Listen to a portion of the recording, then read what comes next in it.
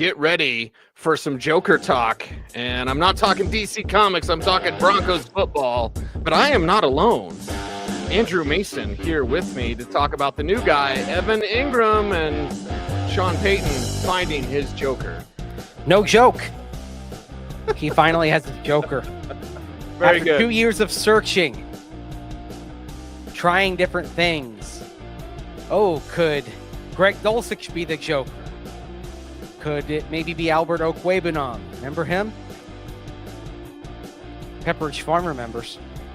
Always. They got their guy. They finally got their guy, Evan Engram. Number one. Number one in the scorecard. Number one in your heart. What do you think of him wearing number one, by the way? I think of Jason Elam. You don't think of KJ Hamler? No. Okay. Apologies to our Penn State friends out there, but it is orange and blue today. We're doing our position previews, and we're talking about tight end, which means we're talking about Evan Engram to kick things off. Some other interesting names as well. But with Engram, Mace, I go, all right, give him about 65 to 70 catches, give him about 600 to 700 yards, and give him about 3 to 4 touchdowns. If those numbers seem low, well, I'm sorry. Those are the numbers I haven't projected for this year. Well, let's just compare that to some numbers coming from the tight end position, shall we? Because let's just say the tight end position has not been all that prolific for the Broncos in recent years. So let's look at Evan Engram the last 2 years, both with Jacksonville. So 171 receptions. And remember, he missed 8 games last year. Holy cow. So that is over the course of 26 games. So that's 26 out of 34. So over 2 years, 171 receptions, 1,328 yards. So he has on his own more than twice as many receptions as the entire Denver tight end core has had over the last 2 seasons, and nearly 500 more yards in that span as everybody. Think about that for a moment. Yeah. Yeah. On his own with 8 fewer games.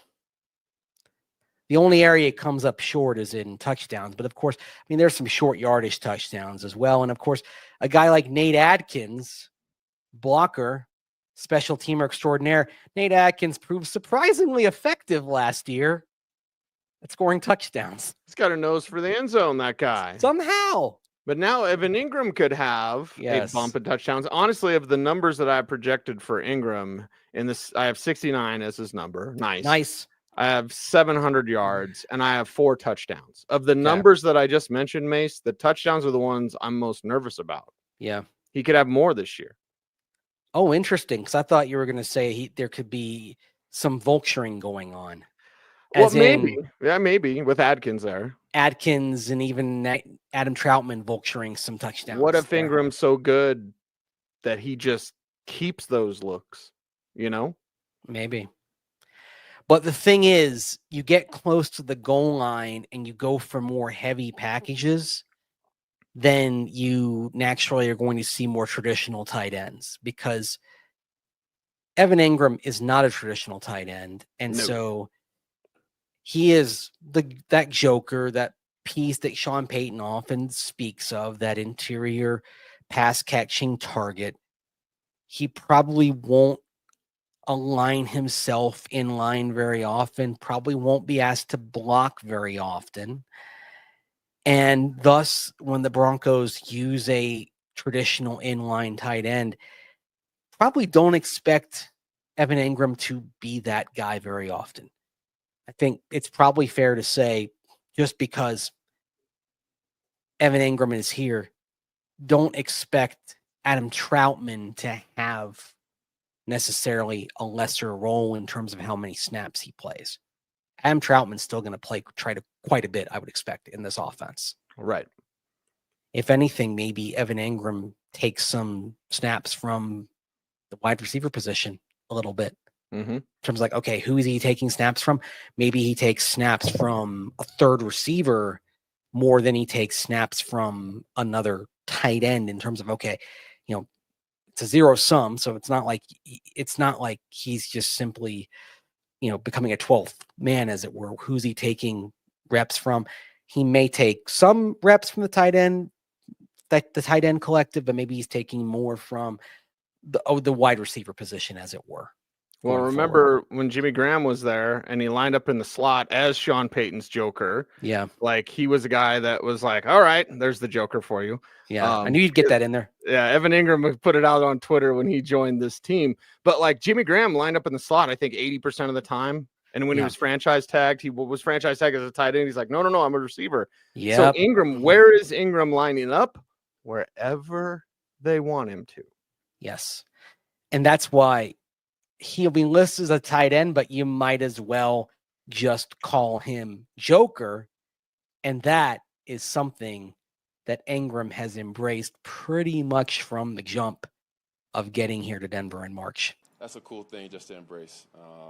Sean talks about it a lot. It was a big part of the pitch coming here, and the fans are great here. So just was kind of embracing that narrative a little bit. But I definitely see that as something that's got to be earned with the way I work, the way I come in and learn the offense, and gain the trust of Sean and Bo and the rest of the coaches and the rest of the players. So, I think we got a bunch of jokers, honestly, on this team that can have a great role in this offense. So it's definitely something that, I like to embrace, but something I'm going to go earn too. Do they have a bunch of jokers? I think they have one. They have one. Yeah. Mm-hmm. One of one. They have one of one because they didn't draft a tight end until the 7th round. They could have had more, but the draft didn't fall that way. I wonder if they would have had more if Harold Fanning Jr. had fallen a bit. Like if he'd fallen a bit in the 3rd round, I think there would have been your other Joker. Yeah. Joker in training. Yes. Joker understudy. Yes. As it were. But it didn't work out that way. And we're here. We're here with Evan Engram leading the way and just earning that trust. You hear in that comment how he wants to earn the trust with Bo Nix. He's got his teammates fired up. Yes. We mentioned the Alex Singleton Healthy Swings event we were at, but like that's where people, again, you watch, you observe, and you go, wow, we got that guy. Yep. Listen to what Singleton had to say specifically about Evan Engram. He's a freak. That's exactly what you want. I think he's going to be a really good player. I think he's a great addition to our team. I think he, just gives us another weapon on offense. I'm excited. I know everyone's excited watching him, run around the last 2 weeks has been really good. So I'm excited to have him here. He's a good leader. He, works hard. He's one of the first guys in the building every day. He's the guy that you just want to have on your offense. The work ethic there as well. And so certainly you hear Engram talk about kind of working hard to earn the respect of teammates. And then you have like Singleton kind of validating and backing him up and basically saying, yeah, this guy's coming in early. He's putting in the work, earning the respect. Like you like hearing that. You like the fact that he's kind of confirming what Engram's saying. Like it's not just bluster and BS. It's legit that he's coming in and doing the extra mile, going the extra mile to show that he fits in. And in a league of freaks, yeah, Alex Singleton called him a freak. Yeah. He's a standout.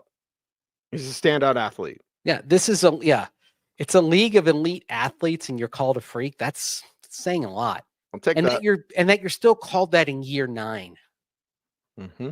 I mean, there's a lot of guys who have come into the league since 2017 when Evan Engram was drafted. Mm-hmm. Come and gone and raised the bar. And Evan Engram's taken some hits. He's got some nicks on him. And yeah, he's not averaging per catch what he did as a rookie with the Giants. In fact, if you've got a long memory of Broncos games and you choose to remember games that didn't go their way, you probably remember that 2017 game when the Giants had injuries galore at wide receiver. And basically there was one guy you had to concern yourself with target-wise from the Broncos defensive perspective. That was Evan Engram, and he diced him up. Yep. Still bothers me. It was like, You had one job. You had one guy to cover, one guy to worry about, and that guy beat you. Yeah. He's got that capability. Yeah, I remember that week talking on the radio and like, okay, I watched this guy at the Senior Bowl, people. Like, he can play. Like, one guy you got to keep your eyes on. Everyone's injured at receiver. You can shut down Evan Engram. You're going to shut down the offense. And they didn't shut down Evan Engram, and that was it. And think of that year, because that was the Elway, there's a Y and an F Cecil press conference, which I still have in my ringtone. But that was O.J. Howard, Evan Engram. That was Jake Butt. Yeah. Oh, yeah, and some guy named George Kittle. Oh. Drafted after Jake Butt. That was the draft of the guy drafted next at the position, because the next tight end after Jake Butt was George Kittle, and the next wide receiver after Carlos Henderson was Chris Godwin. Yep. Slant God. And whoops, Jason Light, the Bucs GM, has talked about how they were upset that Henderson went off the board. And that they picked Chris Godwin and they got the better guy. Like, oh my. Yeah. Oh me, oh my. This is that they got a Ring of Famer or whatever they call it in Tampa around Ring of Honor guy. It's Ring of Honor. Okay. Yeah. It used to be called the Crew of Honor, and now it's the Ring of Honor. Yeah. So okay. Anyway, let's not focus on that. Let's focus on the interior triangle. Don't look back in anger. Let's focus on the interior triangle, which Sean Payton was very focused on in the days and weeks after he procured Evan Engram to fortify said interior triangle for Bo Nix. Look, we've talked about it for 2 years now. The interior triangle of your passing game, the tight end, the running back, the third receiver. When you're seeing a lot of these coverage shell looks, those positions have to thrive. And so the very logistical answer to your question is Ingram's closer to Bo than the receivers sometimes. The matchups inside, I think, I just think, man, it's hard to play that position if you're not able to attack the interior triangle of some of the looks we're getting defensively. This, I think, helps Bo. It's talking about the Fangio defense, the umbrella coverage. Yeah, so think about that.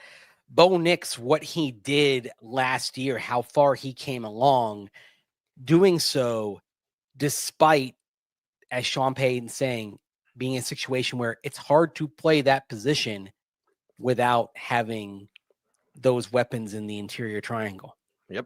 Not having the running back that he needed to have, not having the tight end, and then, of course, the third receiver. Well, now, fast forward to summer 2025, Evan Engram is there, a proven tight end, a proven effective pass catching target on the interior. RJ Harvey, you're hoping can transform not only from a rushing perspective, but from a pass catching perspective. And we've already seen glimpses of that from a pass catching perspective in off-season work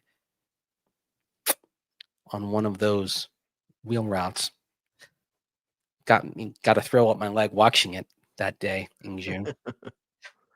Anyhow,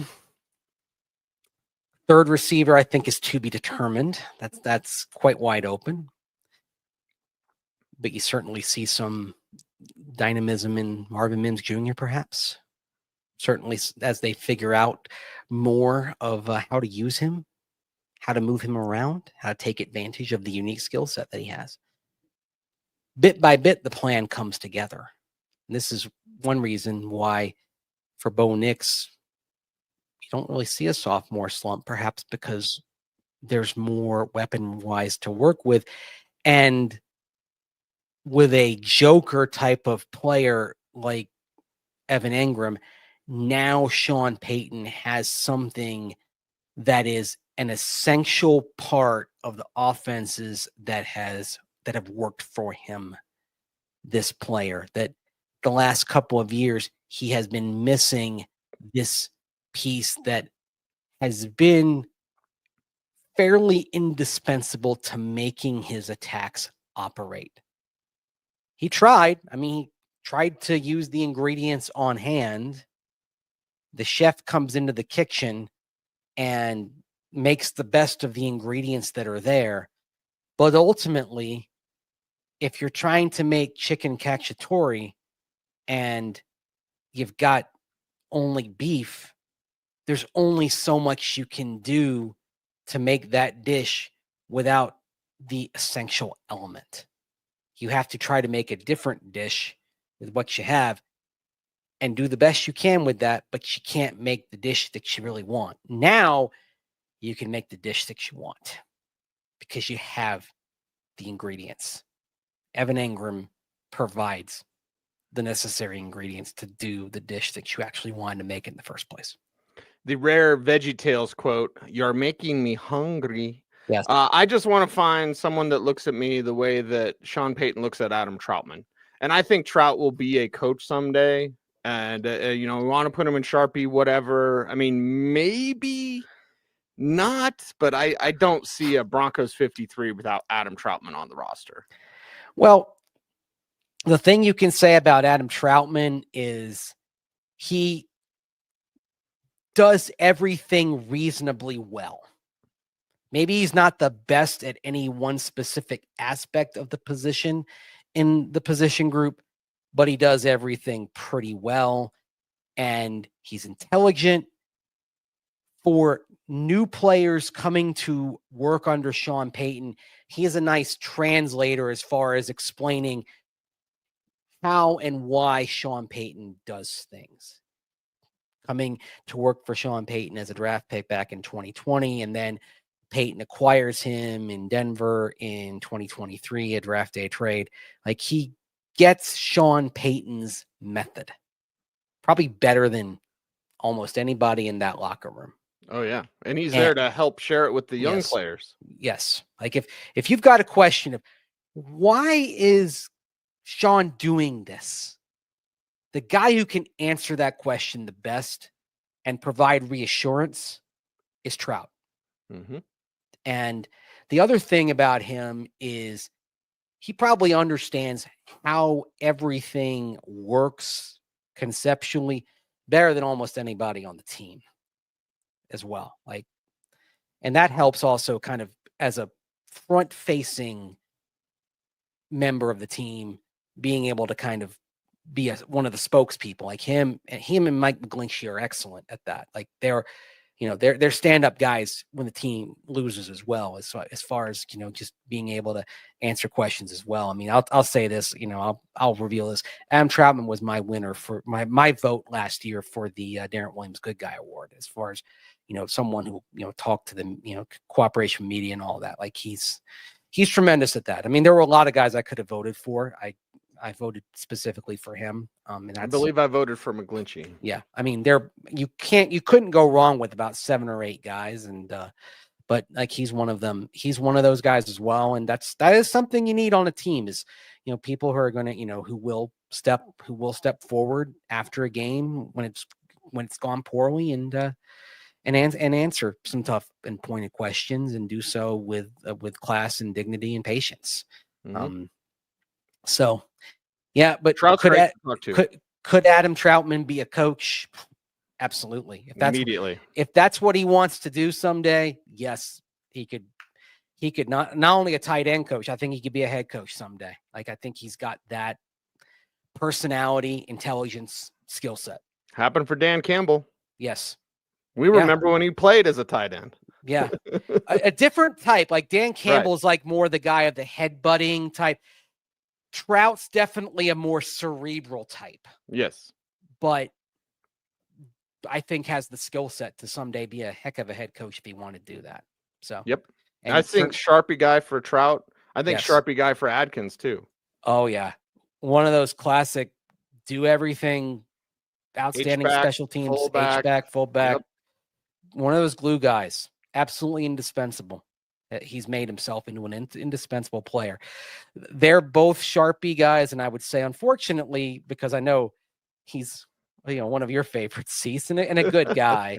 yeah. But the changes at tight end position probably aren't auguring well for Lucas Krull, offseason standout last year. Who, He could be your Donald Parham this year. Practice squad. Could throw him on the practice squad. Yeah, Yes. because there's something that Sean likes about him. The athleticism that Evan Engram has, the only one really on the roster, there might be one more.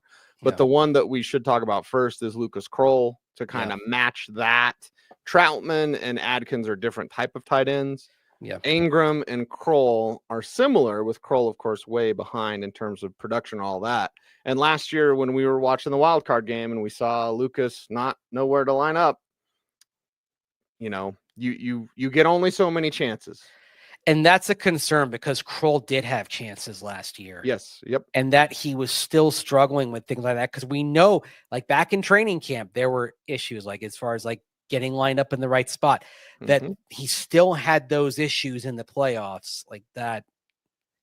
Again, that does not bode well for his chances going forward into training camp. And then you've got a couple of rookies in there. First, Caleb Lohner, the 7th round pick, high upside, certainly, but, limited, incredibly limited. 4 catches experience at the University of Utah. Again, as I've said a few times, I recognized the name when the Broncos drafted him as a basketball player, not as a football player. That's when I saw him, like the guy who transferred to Baylor from BYU. That was like, it was going in the way back machine for me for a couple of transfers before. You and I wanted Luke Lachey at that point. Yeah. And the other guy we'll talk about, had they taken him, I would have been like, oh, that makes sense. I knew more about Kaden Prescorn than I knew about. If you watched Jackson Dart, you saw a lot of Prescorn. Yeah, I knew Prescorn than I knew about Caleb Lohner as a football player as well. Well, look at that length. You see a lot of times on Ole Miss film, he'll snatch balls he has no chance of getting, but he goes up and he gets them anyway. So yeah, very, very interesting. But they must have had intel that Lohner, somebody really liked him, and maybe they couldn't have got him as a priority guy. But interesting, both. Yeah. And I think that's it. We talk about this often leading into the draft, especially this year. The 7th round is where especially the back end, those last few picks, that's where you take a guy that, okay, we're not sure if we can sign him in the undrafted pool, but we want to get him. Because as you start the 7th round, those calls start happening as far as players that you're talking about bringing in your undrafted pool. Those calls are happening during the draft. And if you get the indication, maybe another team's gotten in on him, or maybe he might get picked, you pounce. And the other thing with Lohner is also you take the high upside risk there, because when the Broncos were making the roster projection at that point, they didn't have a spot on the 53. So you're thinking practice squad anyway. Luke Lachey, probably not a great chance that you could pass him through the practice squad if you cut him. Caleb Lohner, probably a better shot of passing him through the practice squad from the cut down from 90 to 53. And I think that factored in as well. I believe also that factored in the decision to take Jeremy Crawshaw in the 6th round, because I think that was the only spot on the roster where the Broncos could have taken a player who was going to make the 53 was punter. So why not take punter 1 on the board? We'll get more into him in the special teams show. Right. But the tight end group, think how much has changed in a year. With Evan Engram, another year of development for Lucas Krull. Troutman's still there. Adkins just cementing himself. Yeah. Adkins cementing himself. A couple interesting rookies. So I like the room overall. I like Adkins as that, short yardage red zone type target too. That's where he proved very effective last year. Mm-hmm. They set up some nice play design with Adkins getting open. So I expect to see a little more of that this year. And again, why I think you'll see some vulturing of tight ends taking touchdowns from Evan Engram. Why he might have a nice yardage reception total, but the touchdown tally may end up being a little underwhelming compared to what you expect for those fantasy players out there. Yeah, that's what I'm saying. 4 touchdowns. Yeah. 4 I think touchdowns. you may be right on that one. We'll see how it goes.